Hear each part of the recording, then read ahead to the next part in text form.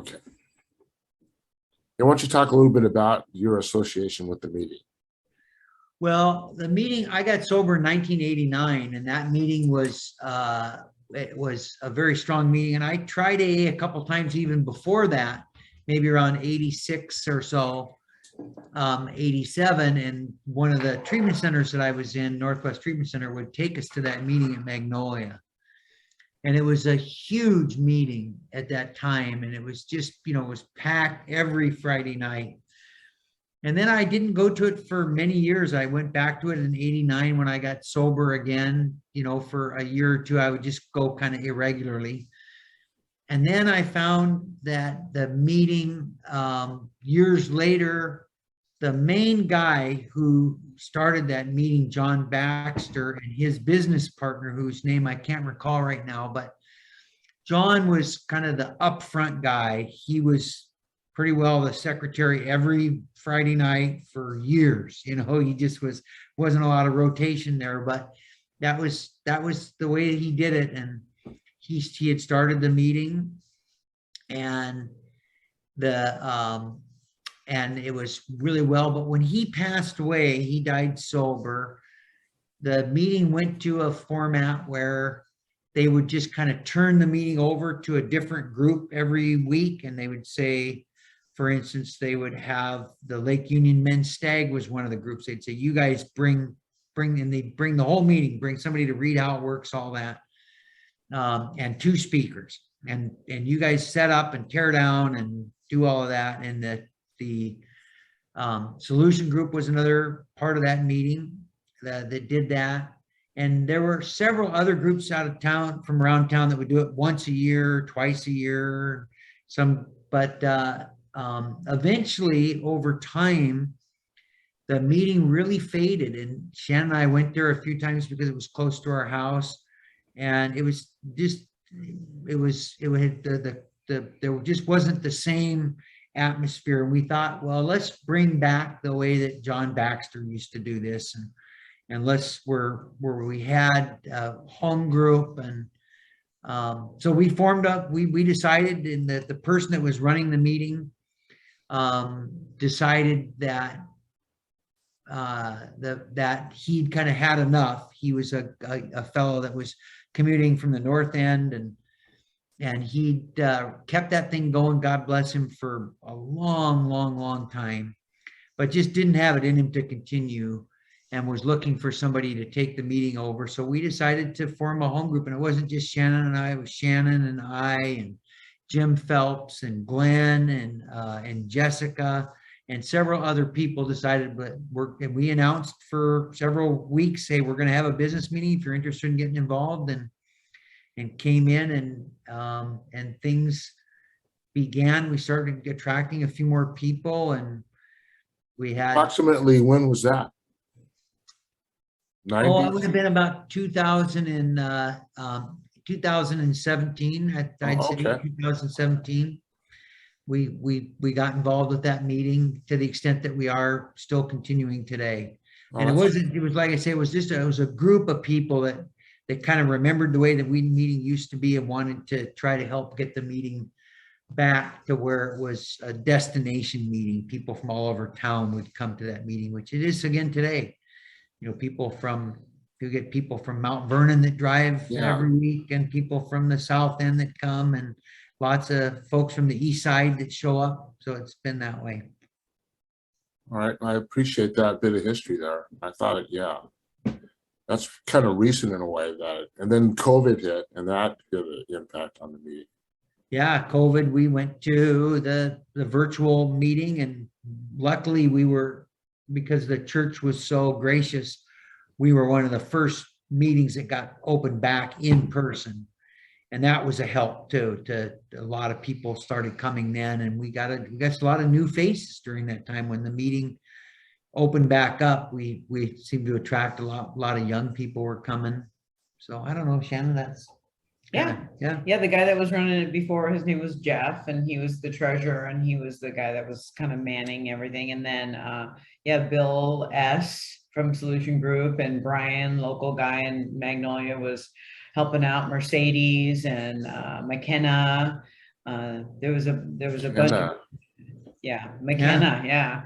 And yeah, so and we certainly just, you know, it just came upon us because it was, you know, it's right here in our backyard, and we really didn't want to do a Friday night home group, but we were like, okay, well, we get probably a couple of options here, and we'd really like to pitch in, and, you know, we can't really complain about it unless we do something about it, or at least try. So we did.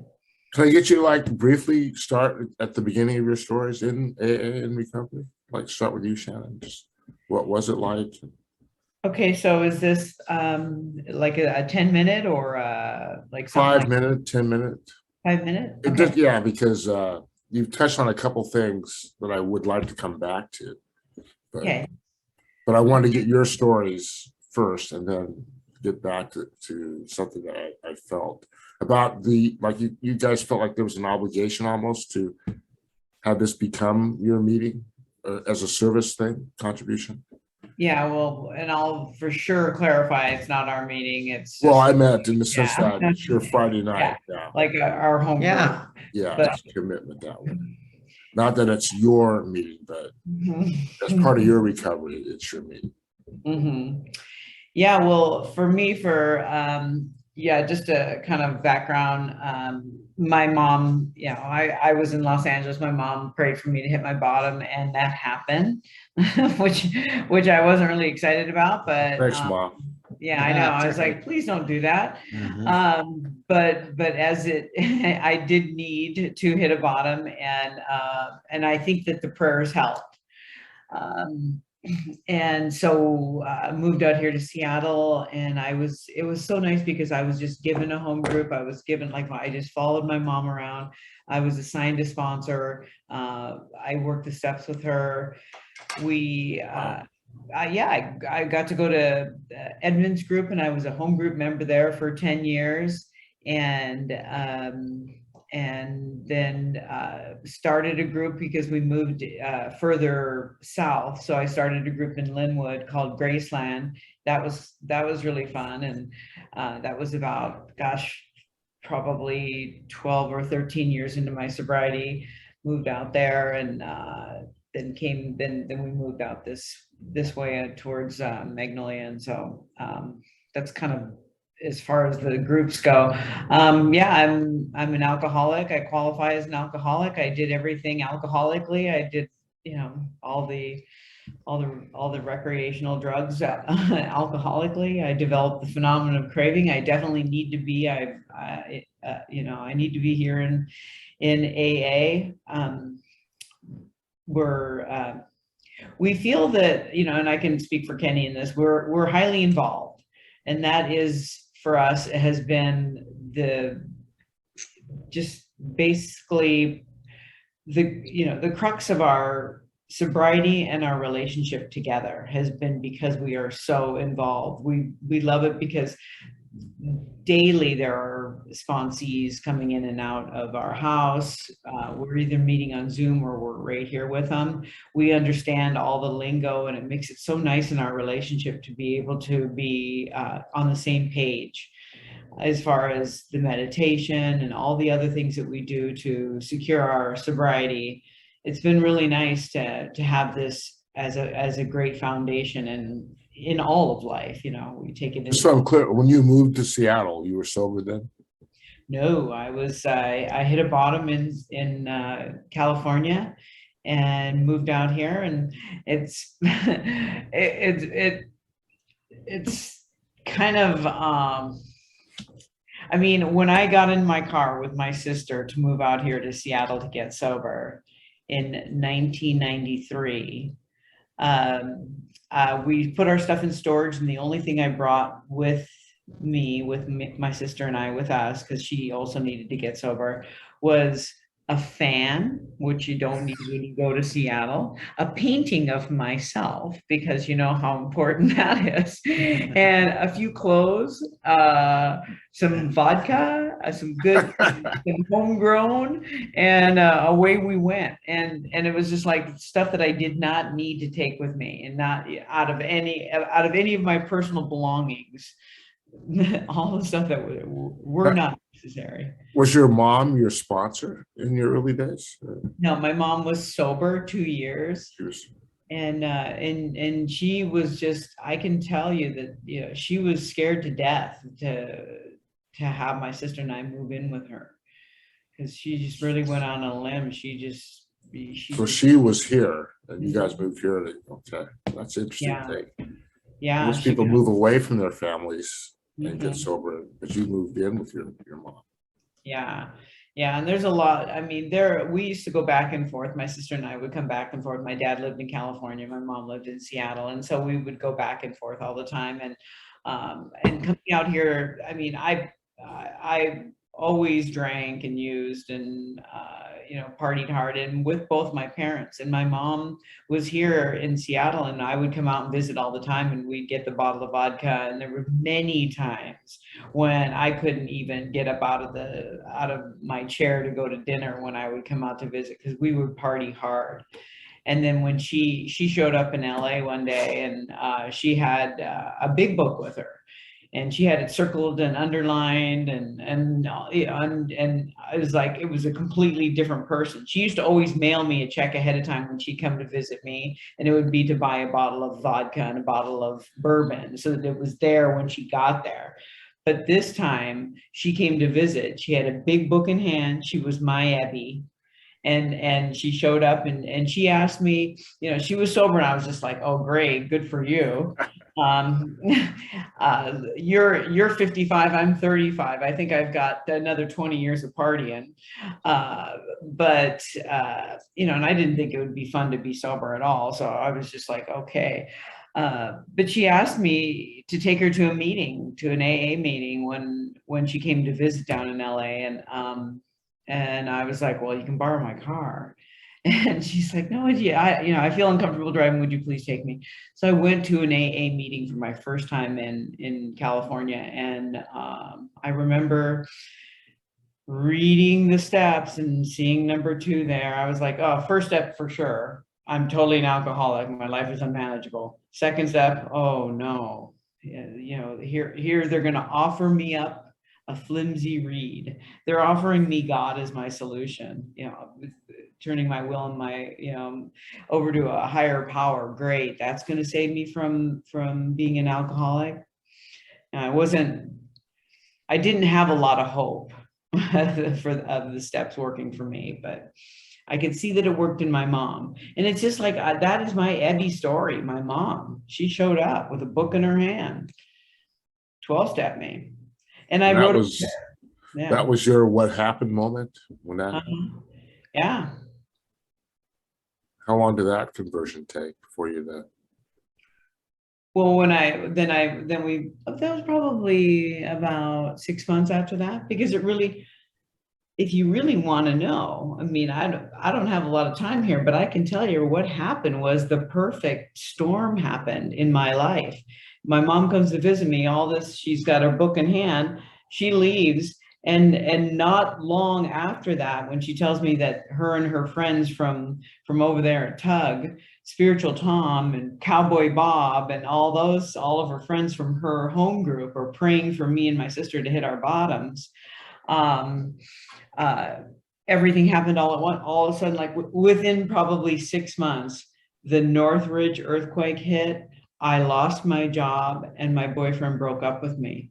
And it was like all 3 of those things happened. And I was, and at the same time, my sister was falling apart, and it was looking bad. So I just said, Terry, you know, Mom invited us up. Let's go to Seattle. She's invited us to move in with her, but she's got 3 conditions: no boys spend the night, no booze in the house, and 3 meetings a week. And we're like, you know, like I'm like thinking, okay, no problem with we spend the night at their house, we keep the booze out of her house, no problem, and 3 meetings a week. I actually thought the meetings that she was talking about was like, who's going to vacuum, who's going to clean the bathrooms. Like, I didn't know that it was AA meetings. And so when we got here, weird enough, she just hustled us off to some meetings, and I was like, maybe I can do this. It was the perfect storm that got us here. And it was her intuitive thought that got us connected with some people out in Linwood. We went to the Arch, and it was okay. It was okay one day at a time. And like I said, she assigned my sponsor to me, and I worked the steps, and here I am now, 25 years later. So what about you, Kenny? What was your start? Well, I'd been in and out of AA for, a number of years. I'd been in many treatment centers, and but I hit my bottom on June 8th of 1989.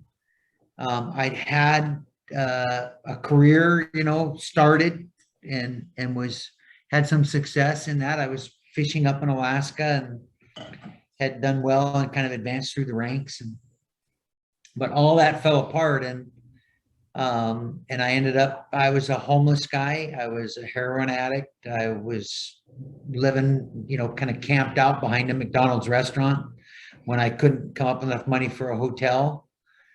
And I came to an AA meeting. And so really that was the big deal for me, was getting out from these miracles that happened, was getting out from behind that McDonald's and getting over to the AA meeting, which was not a long walk. The McDonald's was up on 85th and Greenwood, and so was the Fremont Fellowship at that time. It was the Fremont Greenwood Fellowship.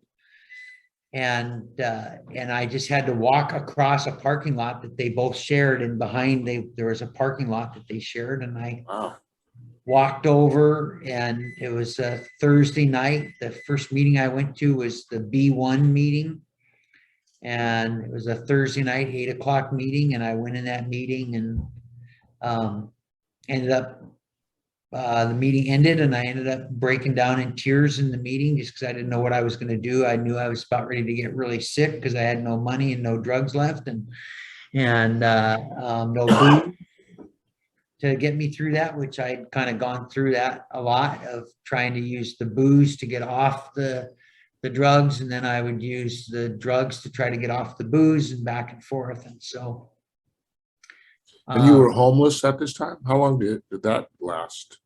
Not very long. I always, I'm glad you asked that, because I wasn't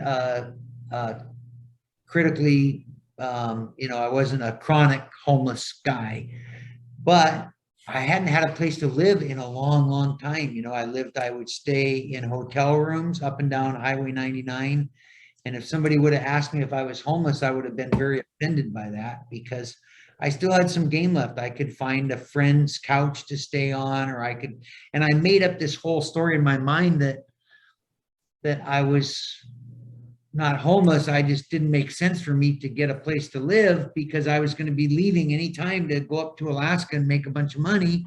And I didn't want all that stuff. But the truth is that, there were several years had passed since the last time I'd gone to Alaska, between then and when I got sober. And, what I was like, I was just completely out of my mind. I was paranoid, and I thought people were after me. And of course I had that victim thing that we all, many of us have, which I was certain that this was the fault of my mother and my upbringing and all those things, which were harsh. That's just the fact of the matter for me. Is I grew up in an alcoholic home with an alcoholic mother and an alcoholic stepfather, and that family fell apart. And I was in group homes and foster homes, and then I was committing crimes to support a drug habit from a really young age. And I was in Nacelle Youth Camp, and I was in Cascadia Diagnostic Center, and I was in juvenile hall in Seattle, and juvenile hall in Tacoma, and juvenile hall in Olympia, depending on where I was during my crime sprees and when I got caught. And I was in a lot of foster homes. I was in the Griffin group home, the Griffin Home for Boys, which is still there in Renton. And so you know, the fact that I'd ever got out of that and got some traction on this fishing career in Alaska is quite amazing to me still today. I think about that, and it just was, you know, my alcoholism and drug addiction, although severe, wasn't anything like it was in the end, you know, where it was just this complete, total obsession for more. You know, that was the only thing that was important, was not, I wasn't hanging out with friends or going to parties or going downtown to shows or any of that stuff. All that stuff was in my past, and I was only drinking and drugging to try to overcome this obsession for more. And I had this obsession that if I just could get the right amount in at the right time in the right combination of stuff, you know, if I just did exactly, if I got just enough booze on board, and then I did you know, a speedball, and I was doing IV drugs, and, you know, if I did everything just the right,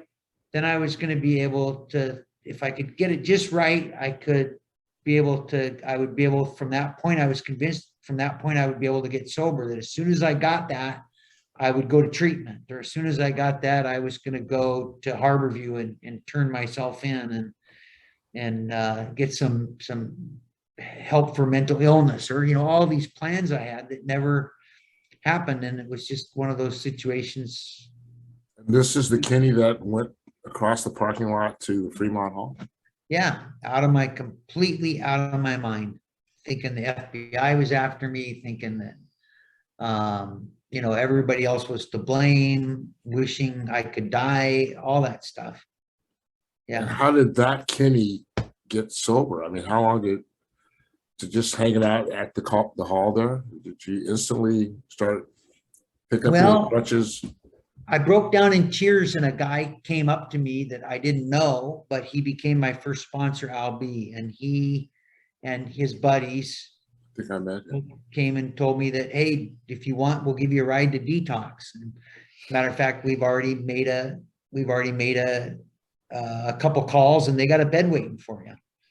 Wow. And they took me up to Everett, which was a very smart, intuitive move on their part, because had they taken me to downtown Seattle, which was 10 minutes away, I would have probably walked right out the back door and tried to, but up in Everett, in the shape I was in, that was like being out in the middle of the desert somewhere or something. You know, there was no way I could figure out how to catch the bus and get money and get to Seattle and all that. So then he picked me up 5 days sober, and it was about, I just was going to meetings at Fremont Hall, and I got approached by some guys that were working the steps right out of the book, a big book work. And they said, hey, we're doing this big book workshop. And I was not doing very well sober. You know, I kind of was getting this thing, like I knew that the time and day would come when I would drink again. Mm. And these guys, you know, had this solid message that if I was an alcoholic like they were, the time and day would come and I would drink again. And that unless I worked the steps, it didn't matter how many meetings I was going to, or the fact that I was at the hall all the time, that eventually I would make a decision to drink. And so I started going to a workshop at a month and a half or 2 months sober. And that's really, when I think about what I was like, which I just gave you what I was like, the what happened part is that I had a spiritual awakening as a result of working the 12 steps by going through that workshop. That's what happened for me. And that was, you know, that was the thing that really, really changed my life, much more than the meetings or the fellowship and all that stuff that is so important to me today, and definitely helped physically keep me sober. But it wasn't ever going to amount to a spiritual awakening until I had that experience of working steps 1 through 12 without stopping. So that was the biggest deal for me, peeps. Was it a bright line for that, or was it just something that evolved? It was a little of both. You know, I had a really big experience in step 3. The first time I ever did a third step, I had a really big experience with that. You know, just when everybody had left and I was by myself, and I just laid on my bed, and I just was like, felt at peace, like everything was okay right in that moment. And then I had a big experience when I did my 5th step. You know, I was really encouraged to not leave anything out, and the person I did my fist up with admitted some of the worst things that they'd ever done in there. They're take it to the grave list, kind of freed me up to talk about some of that stuff. I had a big experience with that. And then probably the biggest experience of all was where I really realized, okay, I think something's happened here, is when I went to make my amends and I was going to stores and asking for the manager and admitting that I'd shoplifted there and going to places that I'd places that I'd burglarized and places that people I'd stolen from, and started paying the money back, going back to old landlords. And then I was like, boy, this is totally unlike anything I would have ever done in the past. Yeah, that was the big deal for me, I think, was the amends part. How long into your recovery was that? A year or two? No, I was sober less than a year. By the time I was a year sober, I was pretty solidly making, I had a lot of amends to make. So it took me several years to where I didn't have anybody on my active list, and I was just doing some of the living amends that I could, because there were so many people I couldn't find or I didn't know, because I did something, I did something every day that I owed an amends for. That's just the way I was living in the end, for sure. So Good to hear. yeah. Appreciate that. Yeah. So for the what it's like now, I'd sort of like to hear from both of you guys, sort of playing off each other. What is it like for Shannon and Kenny on a day-to-day basis in recovery? Yeah. Like for me, it's going to like 2 or 3 meetings a day. But what do you guys? So what it's like now is, like I said, we're very active in Alcoholics Anonymous. I'm involved with the service work up there at Magnolia, and working with others. Probably 5 times a week, I'm working with somebody. I check in with my sponsor.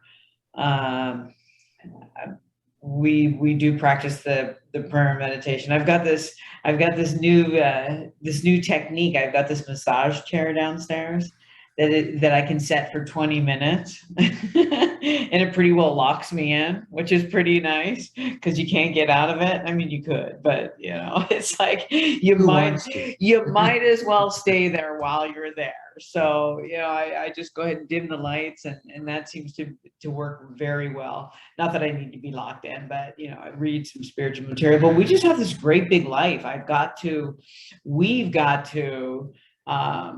just fulfill our wildest dreams. I mean, I always wanted, the house, the kids, the nice husband, the nice, like the stuff that I dreamed of. I've got so much more than that, and peace of mind most days, heaven on earth, which is pretty sweet. But being sober, I've got to be able to show up on time. I got to do agility with my dog, and then I also showed a dog in the ring. I'm a spin instructor because of this. I've got to start a company and have people who work with me, and I feel like I'm able to manage in the way that I practice these principles where I don't feel like I'm harsh, or when something isn't going my way or the way I feel it should be going, or if I start getting rubbed the wrong way, I actually can practice these principles, look at where I set the ball rolling, and then be able to correct. We've got to buy a couple of houses in sobriety, and got to do the landscaping and all that good stuff. Got to raise a couple of kids. I always wanted kids, and God gave me kids. God gave us kids. Kenny had a daughter who moved in with us at about 6 or 7, and so I got to be a mom to her, which was great. Got to be the cookie mom, and I got to be the designated adult at the Camper Kyla, and all the stuff that I always wanted. And then when a sponsee of Kenny's that passed away, that had a son that was 15 years old, we got to take him and raise him, and I got to be a mom to him, and interact. I mean, he's given us so much more than we could ever given That's for him. sure. That's, yeah, we love him so much, and he's out on a boat right now in freighter, and just like my dreams have come true from being sober. I don't think the way I was heading, I wasn't heading in this direction, but we've got a great marriage, and we're super kind to each other. And you guys met in sobriety. Yes, Yes. at the Edmonds group, my home group, 23 years ago. It's awesome. Yeah. What about you, Kenny? What is your life in sobriety right now? Well, I'm as active as I ever have been in working with others. That's for sure. That even through the pandemic, things didn't slow down for me. I mean, I work with guys outside when I could, and we meet by Zoom when I couldn't. And now we've got people almost every night of the week. So I don't get to probably as many meetings as I would like to sometimes. I get to 2 or 3 a week. And and the reason is because I'm working with alcoholics every night. And I've got guys coming over in the day. Just before we had our Zoom call, I had a guy that was just here, just left. And it's like that most nights. I've got somebody either in the day or the evenings and through the weekend. And so it's great. I mean, and the reason I do that is I look back on that, I think about all these great things that Shannon talked about. And that's the thing that I think is responsible for all of that stuff. The one consistent thing is that from the time I was a year sober, or before that, I got to a place where I felt like, man, this is a pretty good life. And I was glad to be alive again. And they said, in order to keep this, you got to give it away. And I've started in, and from that day to this, I've never not been sponsoring people. So that's kind of what my AA life is like. I've had I had a good career in that fishing business. I didn't ever really want to go back out fishing again. And so I tried to find times when I found times and little jobs that I could take. And that was out of an amends. Actually, I made an amends to a guy that I'd worked for, and his family had put me through treatment twice and then fired me. And after I didn't get sober the second time, and when I went to make amends to him for stealing from him, he said, "No, I don't really want the money. I got plenty of money, but I think you could use a job." And he gave me a job again, and I had this.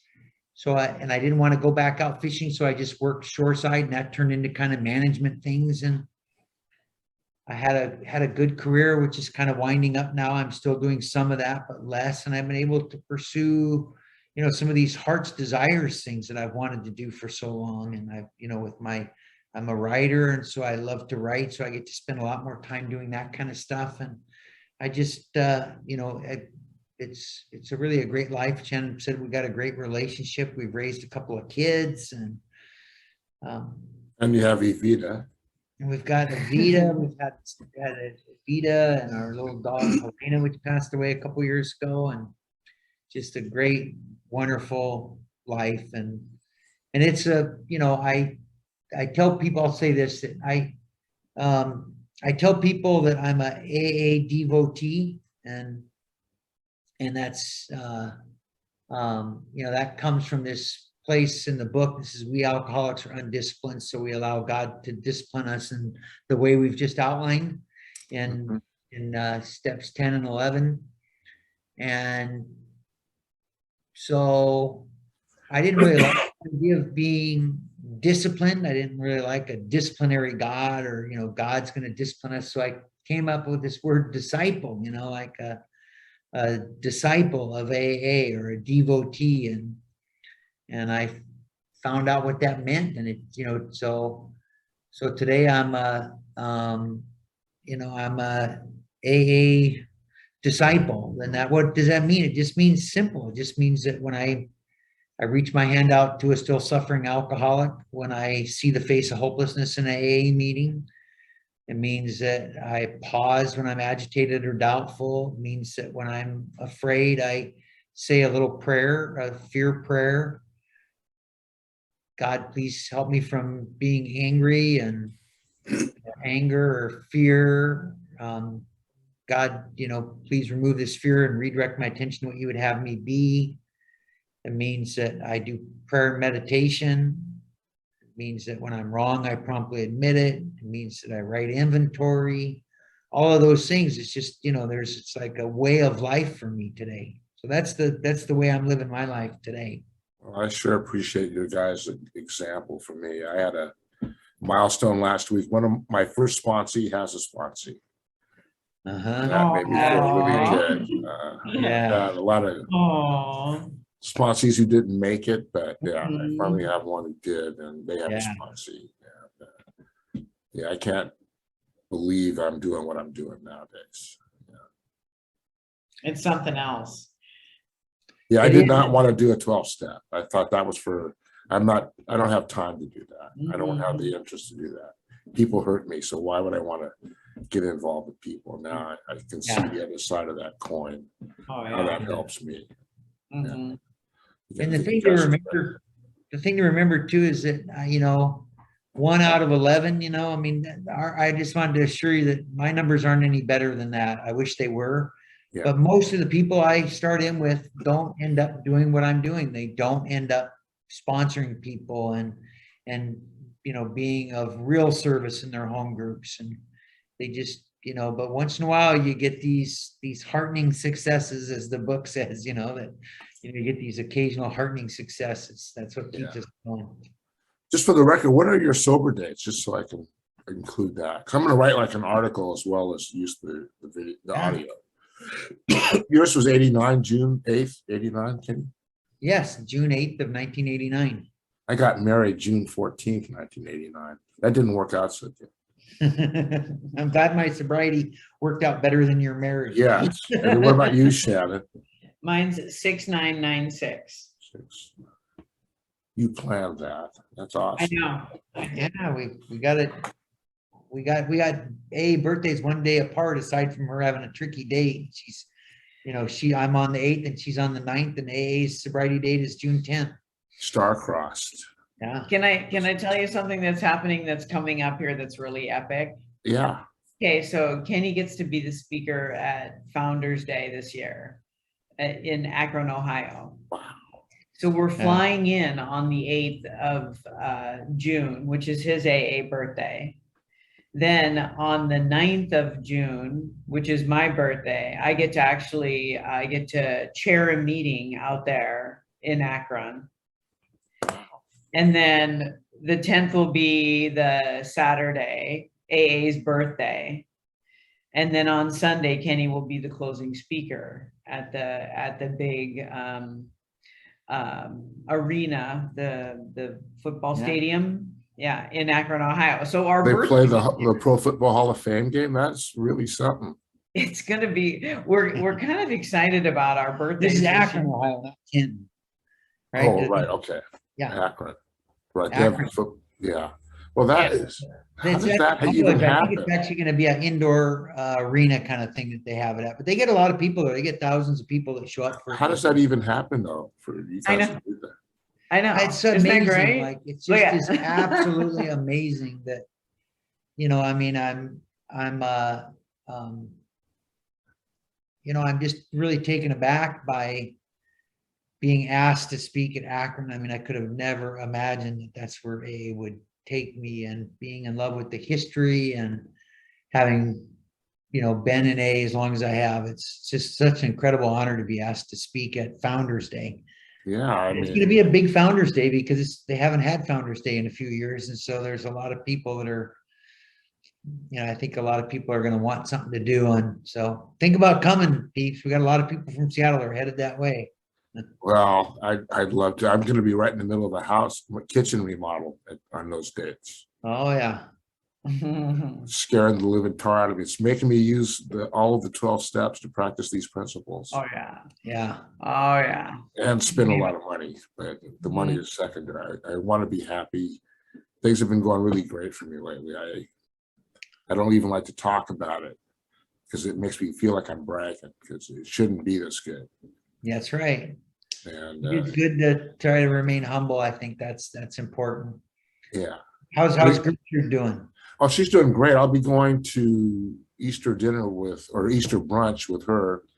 And we're going to be visiting with my ex-wife and her mom, who's 101. Oh, that's so They're good. really good friends. And so it'll be a chance to Wow. part of our families together. And again, it wasn't like this. I just celebrated 39 months on the 7th. Wow. In some ways, it feels like a long time. In other ways, it feels really short. Yeah. The last 6 or 7 months, my sobriety has been the best ever. I thought it was really good. Yeah. That whole sense of waking up and really being happy to be alive and sober is kind of new to me still. And I've been through some stuff. I have 2 friends who are really battling some serious illnesses. Yeah. I was having a minor romance when I broke up right at the same time, and I was really miserable. So I started doing something I never wanted to do, and that was ask people for help in the program. And they all told me the same thing, which pissed me off. Pray, work the steps. And it actually works. And again, it's really forced me to go more basic in the program. And literally today is the day. I had a hip injury from overuse. I was trying to run 25 miles a week and play, and I saw I have an IT band issue. But even that's getting better because I'm trying to do it the way the program would have me do it just today. Yeah. Follow instructions, admit that I need help, because I always want to do it the aggressive peeps way, and that's not helping me. But my life is really great right now. I do owe it all to the program. And I was a total God skeptic, and that's the difference. Because I started going to meetings in 1989 and didn't take. Yeah. Didn't take. That's right. And I have my best friend celebrated 40 years on the 1st of April. Wow. Wow. He's going to come to the meeting on the 29th. He's coming to town for a reunion. He used to take me to the Magnolia meeting back in the early 90s. Wow. Wow. Of course, I was smarter than all you guys. Oh, yeah. Same with me. I would go there after I got out of treatment at the Northwest Treatment Center. They would take us there, so I was there every week while I was in treatment. We'd go every Friday night to the Magnolia, and I love the meetings. I love the people at the meetings. I identified, but the whole spiritual part of the program, I'm like, I'm not doing that. And my dad had 49 years when he died, and he always encouraged me to, make friends in AA. And I'm like, with what? Those guys? I'm not making friends there. Now I didn't even know what friends were until I got really sober. Yeah. I was just had people that would enable me or encourage me to do what they want. It was not real friendship or the kind of friendships I have now. Yeah. I'm just so grateful every day now. And again, you guys have been a big role in that. I really I've loved being involved with the speakers meeting, and looking forward to tomorrow night. Maybe get another service position, maybe not. I'm working on this committee to intergroup. You know Joe Monda? Joe M? I'd probably have to Joel. Oh, Joe. He's like 93, and he's trying to do something to get detox programs in King County and help with that. And it's a really challenging role for me. They want me to write some op-eds, and I'm like, well, I can't write anything that's going to change this. It's going to take years. It took years to get here, but I like Astri is involved. There's several people from the intergroup to try to get in touch with politicians in King County whom I happen to know. So I know Ron Sims really well, Larry Goss, and some other King County Council people, but it looks like one of the main things we need to do is promote AA in a way that isn't promotion. We can't go as members of AA and do things. We have to be private citizens who have a background in recovery. So it's a challenging thing, and a way for me to try to help. I think there's a good role there for AA, for intergroup people to do just what you're talking about. Stop with, get personalities out of it. Don't do the we are members of AA deal, and just go and see what you can do to help, because there's a lot there. I've got quite a few emails from intergroup about this kind of deal, and I just don't have the time right now to get involved, but I'm sure all in favor of doing everything. Yeah, there's something called the Regional Homelessness Authority, which combines money from Seattle, City of Seattle, and King County. Yeah. But there's just so much, there's all these agencies trying to help, private groups, and everybody's doing something a little bit different.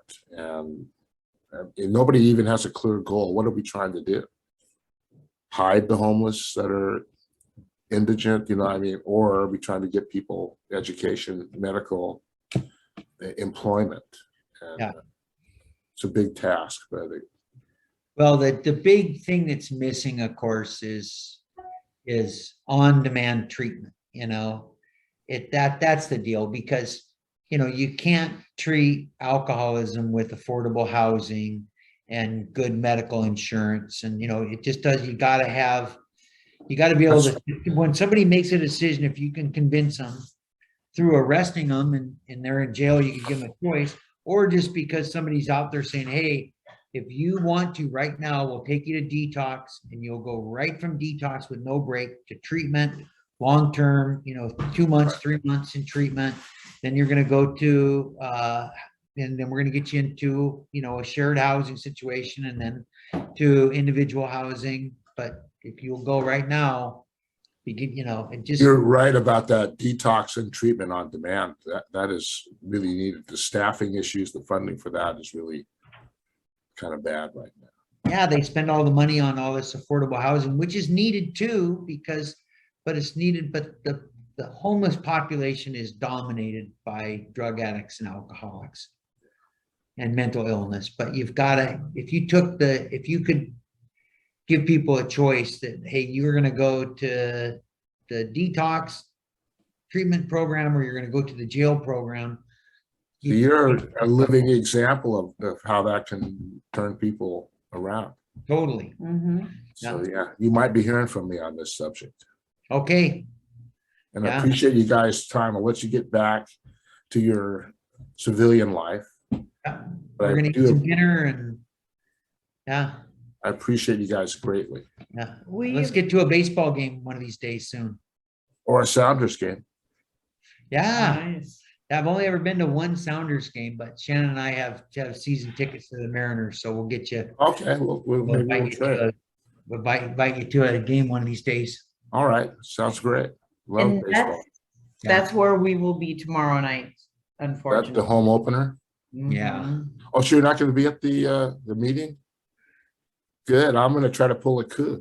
Good. Do it. Do it while we're gone, man. This is your chance. Please. But believe me, I got lots of plants in there. All my sponsors. I know you do. This will be a challenge. There's nothing happening. We'll see. Okay. All right. Love you guys. Love you. Do it. Thanks.